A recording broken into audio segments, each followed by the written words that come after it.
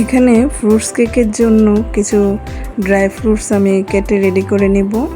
আমি এখানে pound cake বানাবো, ফ্রুটস পাউন্ড কেক। তো এটার জন্য এই মোরব্বাগুলো নিয়েছি। এই মোরব্বাগুলো কিন্তু আমাদের দেশের বাজারে একদম অ্যাভেলেবেল। চাল কুমড়ো অথবা শসা মোরব্বা হয়ে থাকে এগুলো। আমারটা কিসের আমি এটা ঠিক বলতে পারবো না, কিন্তু দোকানে শুকনো মোরব্বা বললেই এগুলো পাওয়া যায়।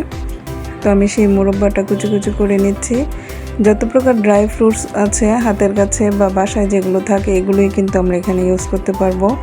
তো আমি এখানে বাদাম, কিশমিশ আর মোরব্বা আর আমার কাছে ছিল কিছু টুটি ফ্রুটি, এই কিছু ফ্রুটস আমি এগুলো ব্যবহার করেছি। কেউ ইচ্ছে করলে আরও যেই ব্ল্যাক কালারের কিশমিশ থাকে সেগুলো, তারপরে আরও ধরনের বাদাম থাকে, পেস্তা বাদাম, কাজু বাদাম, সেগুলো দিতে পারে। আবার এক ধরনের খেজুর থাকে, খুরমা খেজুর, সেটাও দেওয়া যায়। তো আমার কাছে এগুলো ছিল বাসায়, আমি এগুলো ইউজ করেছি। আর এখন দিয়ে নেব 1 টেবিল চামচের মতো ময়দা। এই ময়দাটা দিলে কি হবে, আমরা যে পাউন্ড কেকের ফ্রুটসগুলি দিব এগুলো নিচে বসে যাবে না বা ডেবে যাবে না।